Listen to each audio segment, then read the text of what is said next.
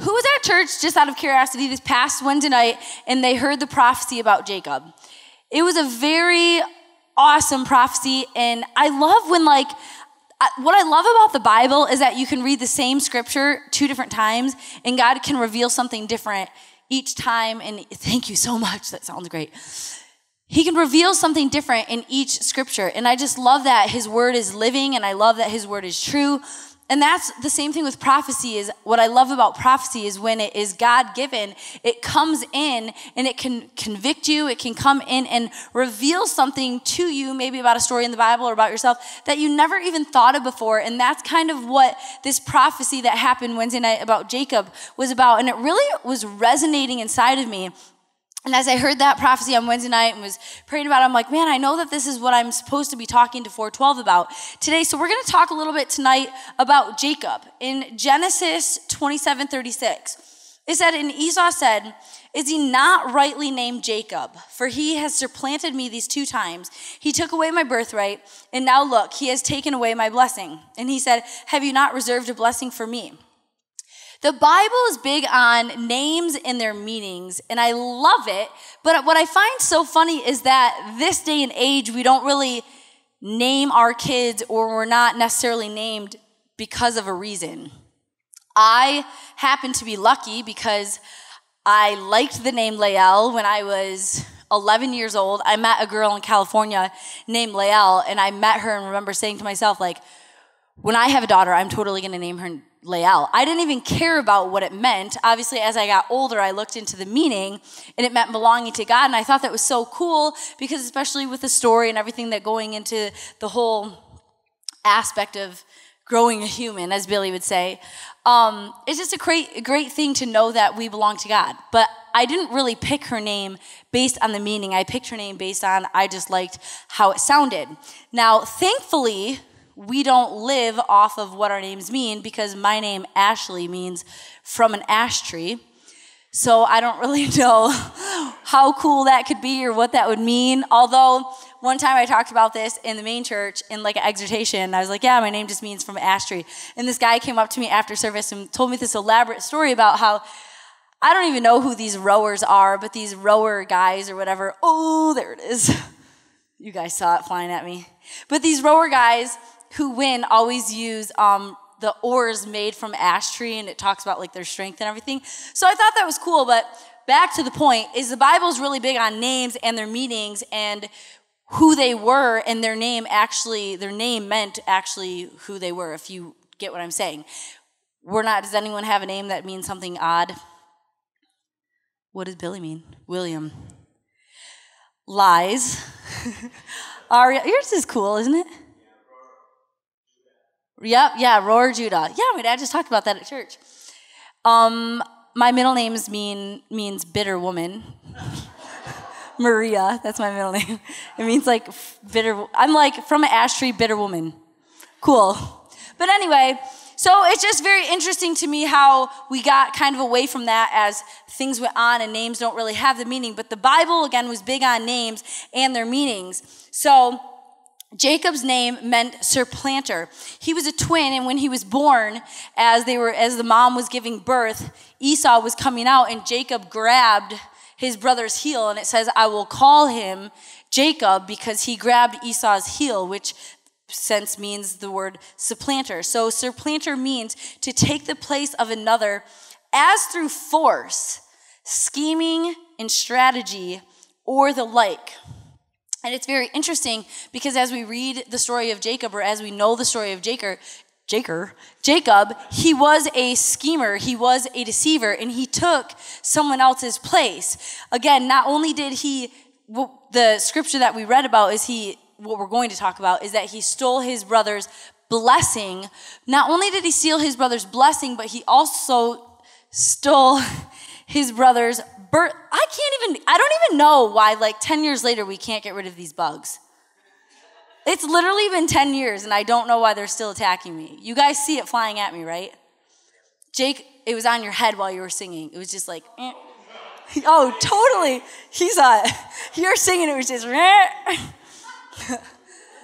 Okay, anywho. So not only did he steal his brother's blessing, but Jacob also stole his brother's birthright in the story of the soup, where Esau came in and he was hungry, and he's like, I'll give you a morsel of soup if you give me his birthright. Now, that's pretty scheming. Esau is obviously an idiot for just giving up his birthright for a morsel of food, but Jacob was that scheming type personality to try to take what was rightfully someone else's, and he was able to overtake that. So we have to realize again from the very beginning, that was his name. He was heel catching from the very beginning. And the mom knew because the Lord gave her a word that said, you have two nations inside of you. So she knew at some point there would be some sort of separation. But again, as he was coming out, he was grabbing his brother's heel, which comes the name Jacob the supplanter. In Genesis 27:18-19, it says, so he went to his father and said, my father. And he said, here I am. Who are you, my son? And Jacob said to his father, I am Esau, your firstborn. I have done just as you told me. Please arise, sit, and eat my gain, that your soul may bless me. Jacob was that deceiver. He lied. So what happened was his father was talking to Esau, and he said, go out, get me food, come back and give it to me, and I will give you this blessing before I die. The mom overheard what was happening, so she came up with this big scheme. I wonder where Jacob gets it from. She comes up with this big scheme. She's like, all you have to do is go out, and I'm going to make the food. I'll do all this stuff. All you have to do is go kill these animals, take their skin, and put it on your arms so they feel just as hairy as Esau. I can't imagine how hairy Esau must have been to be able to feel like an animal, but that's kind of the story that was going on. So yes, his mom had this horrible idea for her younger son, and then I kind of think like, geez, I hope my mom would never do that to me. Like, Ashley, I know that your dad wants to bless you, but Billy, go over there and, steal that blessing for her. Like, I hope that would never happen to me, but this is what happened in the story. So here this mom has this horrible idea. So we could say that it was her fault, but how many of you know there's always someone in our life who's trying to get us to maybe do something that we don't want to do? It might not necessarily be a bad thing, but there's always like that instigator. I can know in my circle of life, Mike is an instigator. Like, oh, how about you try this hot sauce? Or how about you do this crazy thing? Like, he is very much so an instigator. When I was younger, I feel like I was more of the instigator. Not in bad things, like not stealing anyone's like blessing from their father who's about to die, but we all have some people who in our life instigate us. I mean, you think, or try to get us to do something that we may not want to do.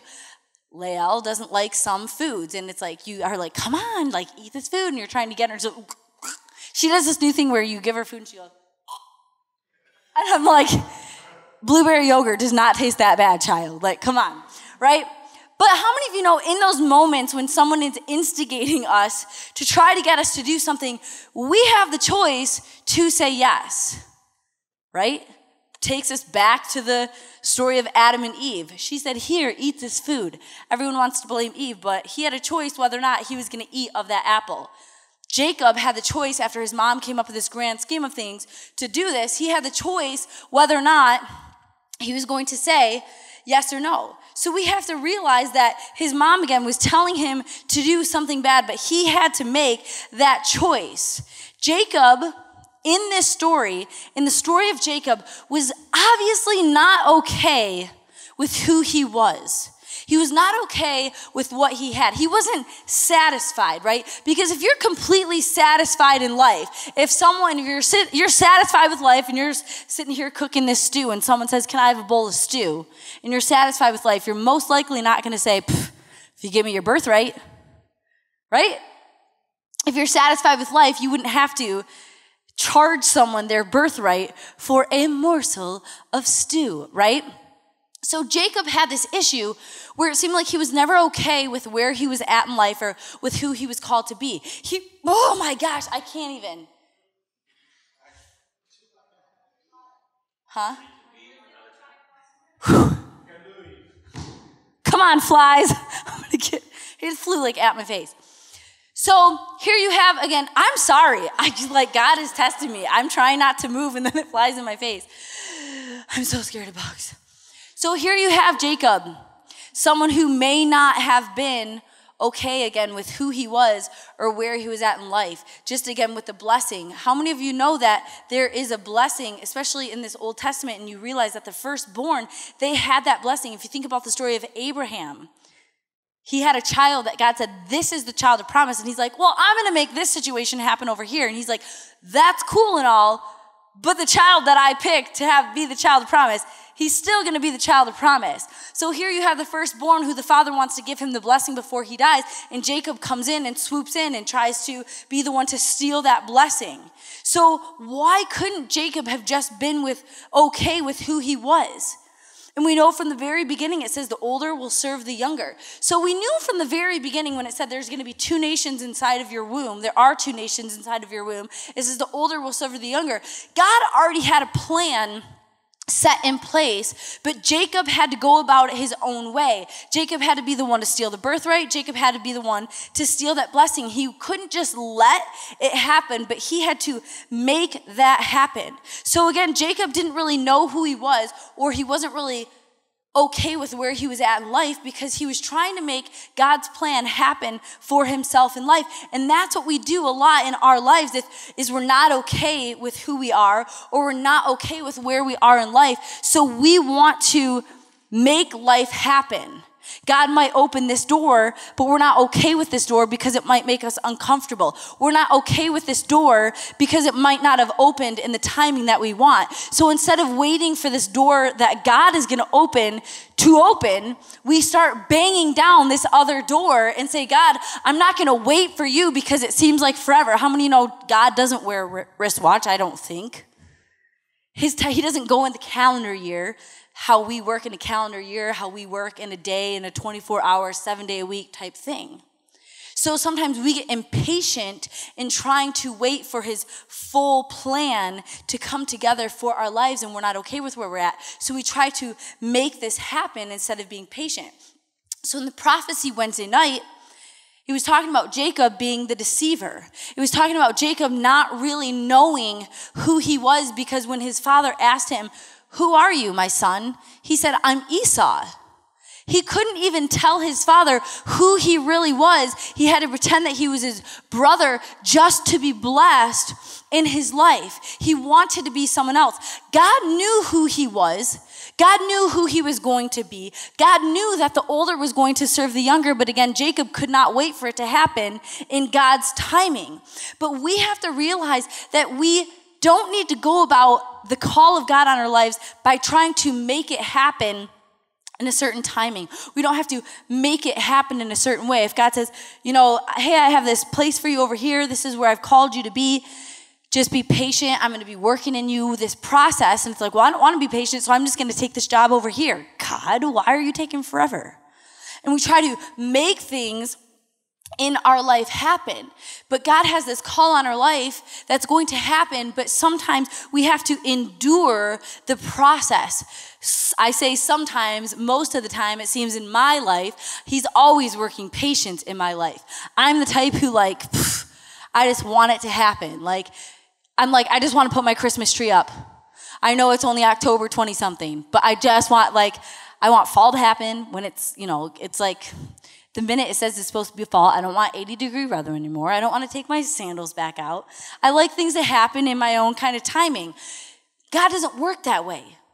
He has this process, this ongoing process. God, you say we're called to maturity. Let me be mature right now. And he says, but I have a process I want to take you through. It might not be comfortable for you. It might not be most likely is not going to be in the timing that you want it to be, but we have to endure that process in our life to find out who we are. We have to know who we are. Again, Jacob didn't know who he was, and he was trying to make who he thought he was supposed to be come to pass. But we don't need to make ourselves into something that we're not. We need to be everything that God has called us to be. I have a very interesting, I was going to put it up on the screen, but I'm going to look on my phone. I forgot to email it to get it up on the screen. But has anyone ever taken a Briggs Meyer test? If you've taken a personality test, raise your hand. So they say,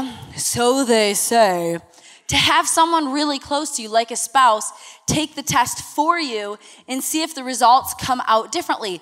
Because typically when you take a test about yourself, you usually answer in the way that you want it to be. Like, are you patient? Yes or no? Obviously, everyone wants to be patient, right? So you have to have the other person take it for you. So I didn't do the entire test with Mike, but I answered the first page, and then I had Mike answer the first page as if he were answering for me to see how similar and or different our answers would be. So the first one says, you find it difficult to introduce yourself to other people. I put completely disagree. So they have agree with like small, or like, okay, from this side to that side. They have agree, big, medium, small, neutral, and then small, medium, big, disagree. So there's like 7 little dots on this line, right? So you find it difficult to introduce yourself to people. I put strongly disagree. He put 2 away from disagree. Not too bad, right? The second one was, you often get so lost in thoughts that you ignore or forget your surrounding. I put strongly disagree. He put neutral, which is interesting, right? So I don't think I get lost, but he does. You try to respond to your emails as soon as possible and cannot stand a messy inbox. I put like totally agree. Like, I respond as soon as possible and I don't like a messy inbox. And he put all the way this side, 2 away from disagree. And I was like, what? And he's like, well, your messy inbox is a lot more messy than my inbox. And I'm like, that's why it's an interesting thing, because depending on who you ask, like in my thoughts, it's not messy, but okay, in his it is, whatever. So you find it, this is a funny one. You find it easy to stay relaxed and focused even when there is some pressure. I put like 1 on the agree side away from neutral, and he put all the way to disagree. And I'm like, what are you talking about? He's like, under pressure, you're not relaxed or whatever. I'm like, whatever. So later on, I go and put Lael. What happened? I don't know. I go to put Lael down, and I come back out, and I'm like, dude, why don't you play your chord or something like this? He's like, exactly. I'm like, anywho, you do not usually initiate conversation. I completely disagree. He put 2 away, so we're pretty close there. You rarely do something just out of sheer curiosity. I disagree because I think that I do things out of curiosity, and he put strongly agree that I don't do things out of curiosity. So it's a very interesting thing. Again, the Briggs-Myers test is like forever long, so I didn't go into the whole thing, but I just wanted to test it out to see, because again, a lot of times we answer questions about our life based on who we wish we were, or who, not that we wish we were, but who we want to be. Sometimes we don't even realize it. We think that we're answering it truthfully, but it's really who no one wants to be like, I'm impatient. I'm a horrible person. I always make people uncomfortable. I'm a horrible talker. I never initiate conversation. I'm always uptight, right? Like, who's going to answer a test like that? That's why it's interesting to have someone who's very close to you answer the test for you. So not only do we kind of do those things that maybe we answer questions on a quiz about ourselves like that, but a lot of times we live out our life like that. This is who I want to be. So because I aspire to be this person, I'm going to make all these choices in my life to become this person. The kind of house I buy, the kind of car that I drive, the kind of clothes that I wear. When I'm around this group of people, I have to wear this kind of clothes and make sure they see me as this person who is this kind of person. But when I'm around these people over here, I want to make sure I wear these clothes, and then I'm going to talk like this so they just think I'm young and cool and whatever, right? And we kind of live our lives in this phase or in this process or in this realm of who we want to be or who we aspire to be. But what happens is, in the process of that, we lose who God has called us to be. So when we answer questions to a test, when we talk to people, when we live out our life, instead of trying to be who we want to be, we need to find out who God has called us to be and aspire to be everything that God has called us to be. In Genesis 32:27-28, it says, so he said to him, what is your name? He said, Jacob. And he said, your name shall no longer be Jacob, but Israel, for you have struggled with God and with men, and you have prevailed. Ooh, in the prophecy on Wednesday night, this was like my most favorite part. I got goosebumps. Because originally, when Jacob was asked by his father, who are you, my son? He said, Esau. He couldn't even come to terms with the fact that his name was Jacob and that he was a deceiver. He had to lie about who he was. Even again, though he knew that eventually the older would serve the younger, he was always trying to make a place for himself. He was always that heel catcher. It says he was a supplanter. He supplanted me 2 times, it says, because he stole the birthright and he stole the blessing. So his dad asks him, who are you? And he says, he did not say Jacob. He said Esau, and he lied about it. And it's so crazy to me because, again, so many times when we're going through life, we can't come to terms with the fact of who God has called us to be. A lot of times, and I talk about this a lot, is that we get this idea in our mind from a very young age of who we want to be, who we want to become, the job that we want to have, the amount of money that we want to make, the cars that we want to drive. We get all these ideas in our head. And we make choices based on those ideas. Jacob had it in his head who he wanted to be. He wanted the blessing that was rightfully Esau's. So he did everything that he could to get that blessing, even if it meant going back to his real name, Jacob, being the deceiver. But yet when he was asked who his name was, he said Esau. So what I love is that in this point in the story, here Jacob is wrestling with the angel of the Lord. And what I love about it is when you read it, he's wrestling with him so much that they're please, the angel of the Lord's please let me go. And he said, I'm not going to let you go till you bless me. But he says, what is your name? And he answered and said, Jacob. Between the time that his father asked him, who are you, my son? And he said, Esau. He lived a very long life. Many years had went by. And now the angel of the Lord asks him, who are you? And it wasn't until that moment that he fully admitted who he was. He said, I'm Jacob, which meant I'm a surplanter. I'm a heel catcher. I'm a deceiver, and I'm going to live up to who I really am. But see, the awesome thing about that is it wasn't until he was honest with himself and who he really was that he could then become everything that God called him to be. We have to realize that none of us are perfect. I know that might be surprising for you, but it's the truth. We all have maybe fault in our life. We've all maybe made past mistakes. We all have iniquities from our families that have been placed down from generation to generation upon ourselves. But if we can't come to terms with that, how can we ever fix that?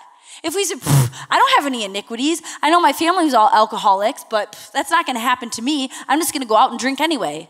Right? If I'm not being honest with myself, I'm going to fall into that trap of that iniquity. But it's in the moment that I can say, alcoholism runs in both sides of my family.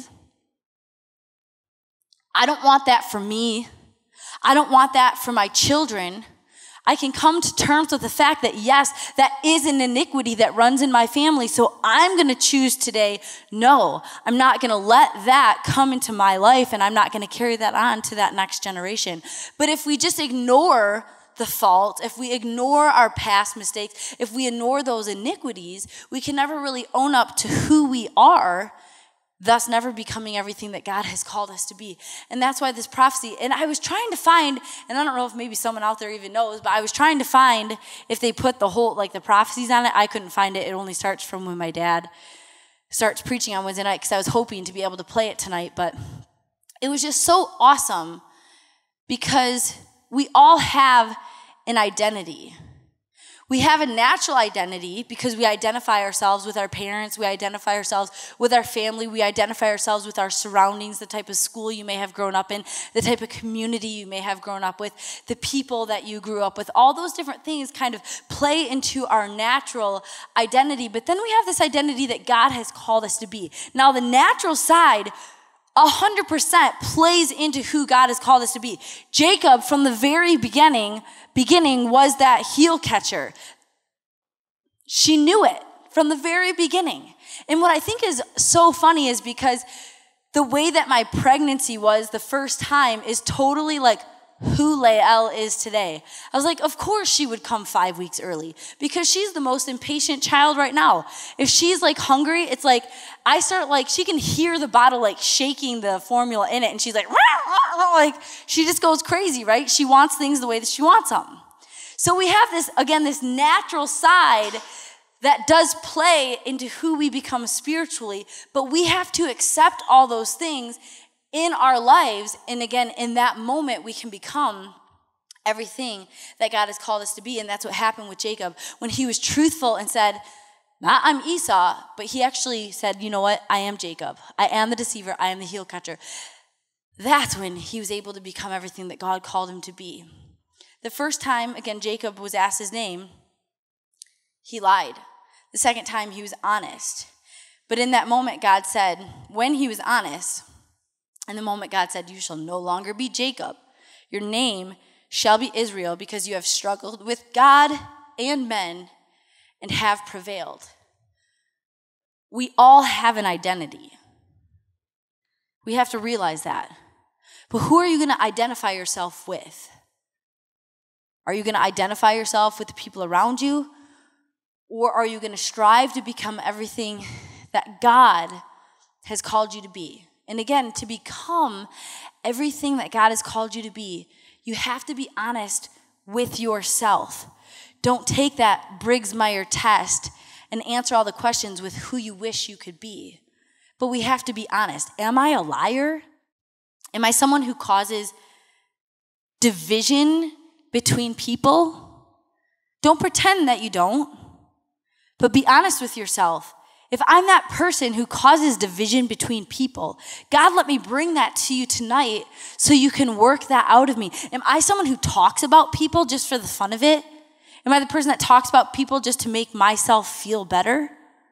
Again, be honest with yourself. Whatever it is that you are struggling with, whatever it is that you're going through, bring that to God and say, Lord, I don't want this anymore. God, I don't want this iniquity that I've been struggling with anymore. God, I don't want this situation that I've been struggling with anymore. God, I want to offer that all to you so I can, again, become everything that you've called me to be. Can I have the musicians come forward? Genesis 32:24-26, it says, then Jacob was left alone, and a man wrestled with him until the breaking of day. Now when he saw that he did not prevail against him, he touched the socket of his hip, and the socket of Jacob's hip was out of joint as he wrestled with him. And he said, let me go, for the day breaks. But he said, I will not let you go until you bless me. I will not let you go until you bless me. Do you want to be blessed? Do you want to be blessed? Be honest. Raise your hand if you want to be blessed. I want to be blessed. And the awesome thing is as the scripture we read at the offering, it says, I don't know that version, but the New King James Version says, I will pour out for you such a blessing that you won't even have room enough to receive it. I just think that's so awesome. And I know Pastor Lauren talked about Christmas this morning, but I think of Christmas. When I think of all those blessings, you just think of all those amazing things that happen in the natural sense at Christmas when people give you presents. And it's like, the more you have, the more you're able to give other people. We have to receive from God in order to give to other people. But also we have to receive his blessing and in turn be a blessing to other people. Our struggle shouldn't be with man. Our struggle should be with God. And I don't mean struggle in the ways of if you serve God, you're going to be struggling financially your whole life. You're going to be struggling for a job your whole life. Wrestle with God. Say, God, I know you said you're gonna bless your people. God, I know that you said by your stripes, I am healed. God, I know that you said you're the God of peace. God, I know that you said that there's power in your name. And in Jesus' name, Lord, this is what I need over my life. This is what I wanna speak over my life. This is what I wanna speak over my family. Struggle with him. You might get hurt in the process. Jacob's hip got thrown out of socket and he left with a limp. It's a crazy thing, right? But I want to struggle with him so much that I say, Lord, I'm not going anywhere until you bless me. I'm not going anywhere till I have so much of a blessing that there is not room enough for me to even receive it all, that I can be that blessing to other people. And that's the blessing of the Lord. And I just love that. Jacob was struggling with the Lord so much, this angel of the Lord. They're wrestling, and the angel of the Lord said, let me go. Isn't that a crazy thing? Like, that's how much that I want to be like struggling with God in my prayer time. Lord, I know that you said you're going to give me peace, and I'm not going to let go until you give me peace. God, I know that I have this iniquity in my life, and I'm not gonna let go until you break that iniquity over me, over my family, over the future generations that I will have. And he's okay with that. He wants that struggle. But don't just let it go and be like, oh, well, I didn't get it today, so bye, God, I'm gonna change my mind, I'm gonna go this way. I know you have this door over here for me, but it didn't happen in my timing, so bye. We have to be patient, we have to endure, we have to persevere, but we have to know that he's going to bless you. We need to find our identity in him. But again, it comes back to knowing who we are. Can I just have you guys stand with me tonight?